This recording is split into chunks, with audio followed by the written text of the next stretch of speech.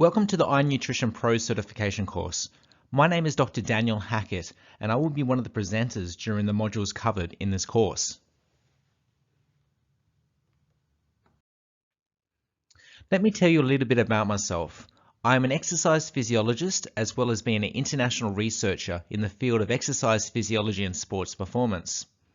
I have approximately 30 peer-reviewed publications to date, and on this slide I've listed the most relevant ones to this course.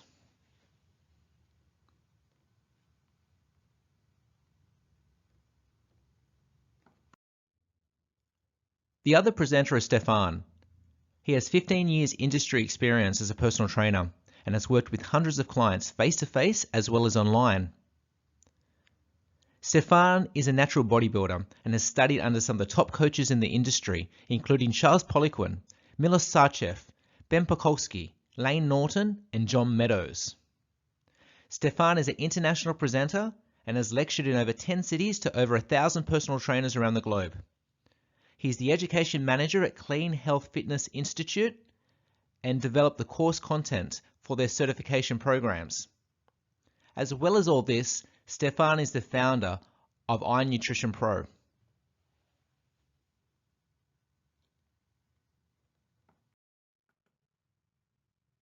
In most countries around the globe, fitness professionals are only able to give the very basic dietary advice, and these are in accordance with national guidelines. Now, only the registered dietitians are the ones that are allowed to prescribe specific nutrition plans, and this is a concern because national dietary guidelines often fail to address individual variability and have a very low compliance rate.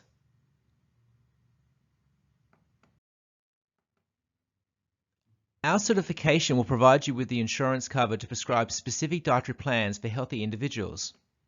You will not be covered to diagnose, treat, or prescribe specific dietary plans for individuals presenting with any medical conditions, but you will be able to screen high-risk individuals and prepare a detailed report for allied health professionals. Now, here are the topics that will be covered in this certification.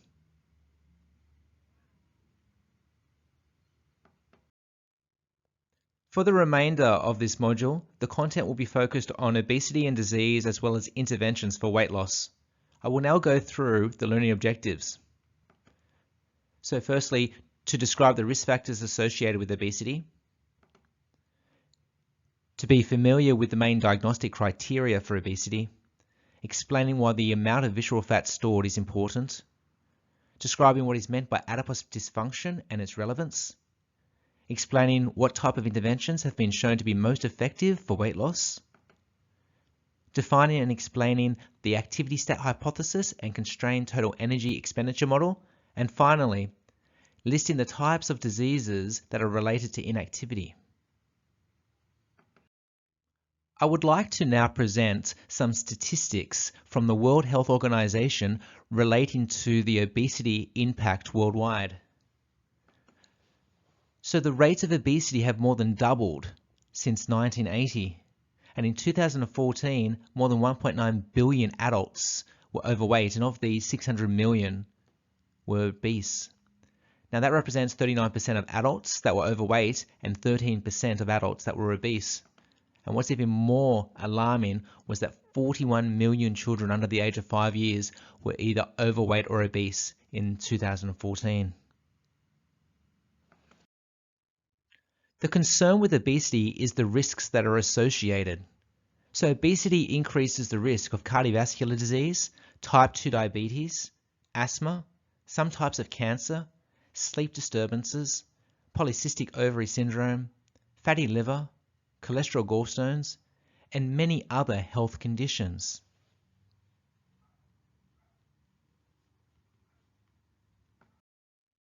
The two most common ways of classifying whether someone's overweight or obese is through the use of body mass index as well as waist circumference. Now we'll be focusing on waist circumference because of the relationships that I will show you in the next couple of slides. Now the threshold for being obese based on waist circumference for females is greater than 88 centimeters and for males greater than 102 centimeters. Here we have an MRI scan of an abdominal region. So deep inside the cavity, we have the visceral adipose tissue, and then on the outside, we have the subcutaneous adipose tissue. Now, firstly, subcutaneous adipose tissue accounts for the majority of body fatness and can be relatively harmless. However, visceral adipose tissue, which only makes up a small amount of body fat, significantly increases the risk of cardiovascular disease, type 2 diabetes, as well as metabolic syndrome. Fat cells, also known as adipocytes, serve functions beyond the obvious of storage of fat and insulation of the body. In particular, abdominal fat has a different metabolic profile, being more prone to induce insulin resistance. This explains to a large degree why central obesity is a marker of impaired glucose tolerance, which was shown in the previous slide, and is also an independent risk factor for cardiovascular disease, even in the absence of diabetes as well as hypertension. Now, when there is an excess in energy intake, the fat cells will enlarge, therefore hypertrophy, and this will lead towards an impairment in lipid metabolism, altered adipocyte secretion. So adipocytes are cell-to-cell proteins that are released from the fat cells to help with the regulation of the body. And when fat cells enlarge, these can alter and lead towards inflammation as well as insulin resistance. Following this, there can be systemic inflammation and also the accumulation of lipids, inflammation, and insulin resistance in other organs such as the liver and also in muscle.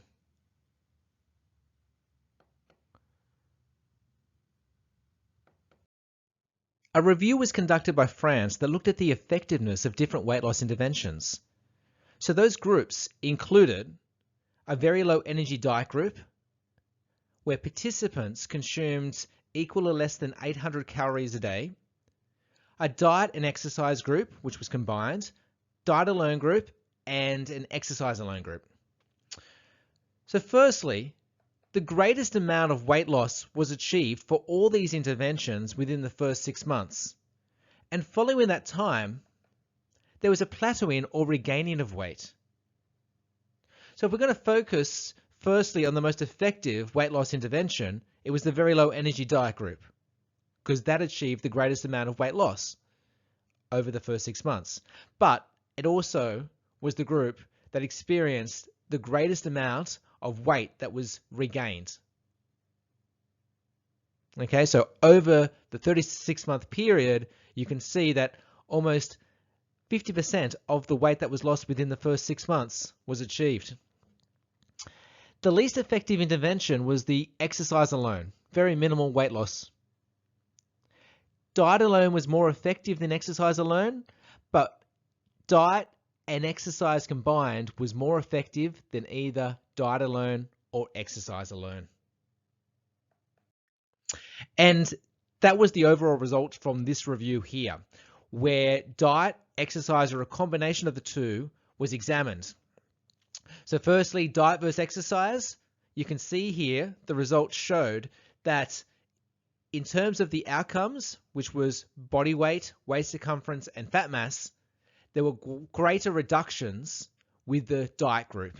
And you can see from the mean difference how much weight was lost and how many centimeters of waist circumference was lost for the diet compared to exercise group. Diet and exercise combined versus exercise alone tended to favor the diet and exercise group. And here we see a greater mean difference here. So it tends to suggest that diet is very important when it comes to weight loss. When comparing diet and exercise versus diet alone, the combined group, diet and exercise, was more effective for reductions in weight and waist circumference. But if you look at the mean difference, it wasn't as great there as when we looked at the previous analysis that looked at diet and exercise versus diet alone. So diet is absolutely very important when it comes to trying to lose weight. The actistat hypothesis suggests there is a homeostatic mechanism responsible for controlling physical activity according to a set point of energy expenditure. So for example, if you decide to increase your energy expenditure in the morning, such as you went for a 30-minute run, this would be offset by reduced normal energy expenditure at another time in defense of an individual set point.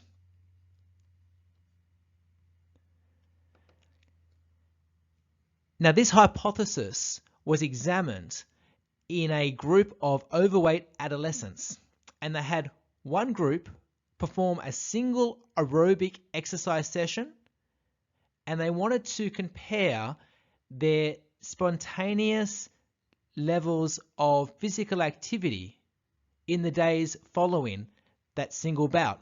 And they compared that to a group of overweight adolescents that did no exercise. So what was shown was in the days following that single bout of aerobic exercise, there was a reduction in spontaneous physical activities.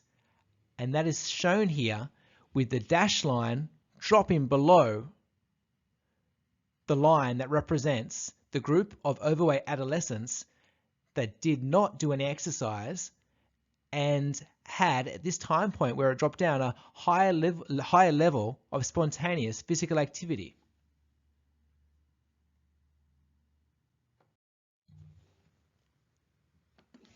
So it does appear that total energy expenditure does not increase with physical activity in a dose-dependent manner, as illustrated in the additive model. So it seems that total energy expenditure is a relatively constrained product of our evolved physiology. So as you increase your level of physical activity, basically our total energy expenditure will not exponentially increase, that it is kind of capped off. And how that occurs is there generally is a reduction in energy expenditure associated with non-physical activity, such as reductions in basal metabolic rate. It's not only the lower activity levels that are a problem, but the increased sedentary behavior. Sedentary behavior is a construct independent of physical activity and has different determinants. Researchers are now interested not only in the effect of physical activity on disease, but also the effect of sedentary behavior. In this study from Dunstan in 2005, they were interested in looking at the likelihood of having an outcome, and in this situation was metabolic syndrome, if participants were exposed to a particular factor. And this sedentary factor was TV viewing in excess of 14 hours per week. So just a little bit about metabolic syndrome. What it is when there is several disorders at one time, also known as a cluster of risk factors for cardiovascular disease. So some of those risk factors are obesity, high blood pressure, and high cholesterol, for instance. So what was found in this study was that the individuals, both males and females, that watched in excess of 14 hours per week had a greater risk of developing metabolic syndrome.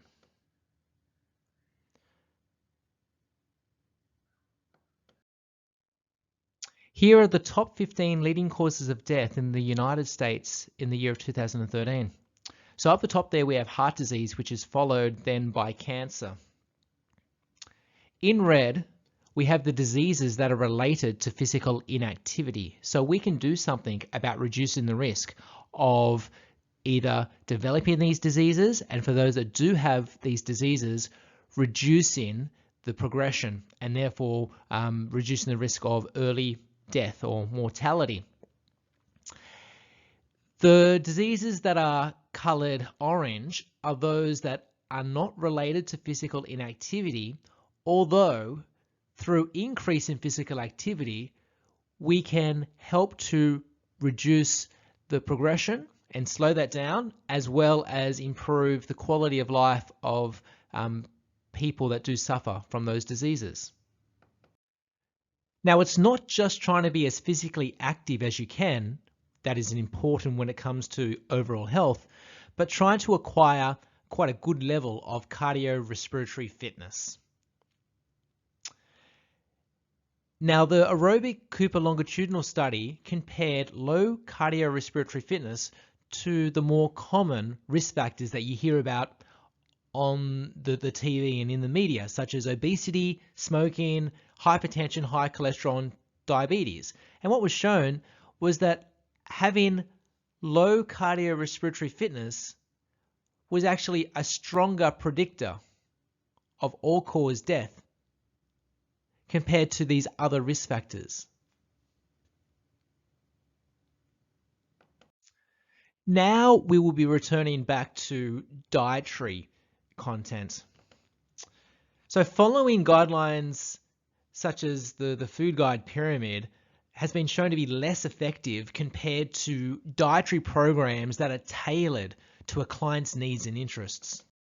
The ineffectiveness of the dietary guidelines is best emphasized with this figure here that looks at the trends in overweight, obesity, and extremely obese individuals over a 50-year period here in the United States. Now, when the first dietary guidelines for Americans was introduced, you can actually see what happens. There is a significant shift towards increasing the percentages of the population that were obese and extremely obese. So you can see that there's something amiss in terms of following these dietary guidelines for trying to improve body composition.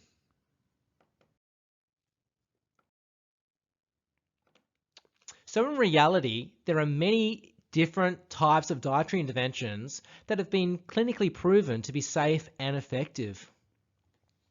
And there is also great variance amongst the population in how individuals will respond to specific dietary interventions. But the evidence suggests that structured dietary interventions have a much higher success rate for weight loss compared to following the general dietary guidelines. It is important to keep in mind that overweight and obese clients will typically present with a host of other comorbidities, which will classify them as high-risk clients. So therefore, we do recommend teaming up with appropriate allied health professionals to assist with managing their condition.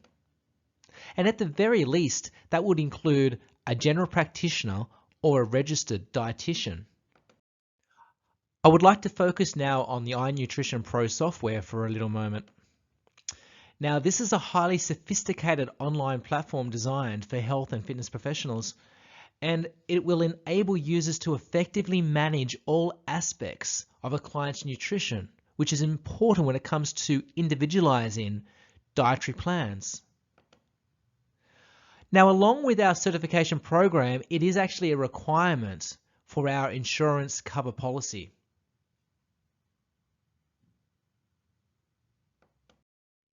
The iNutrition Pro features include client screening, client tracking, over 200 nutrition templates, over 15,000 foods, over 2,500 supplements, over 1,400 food menus, complete dietary customization, and finally, micronutrient analysis.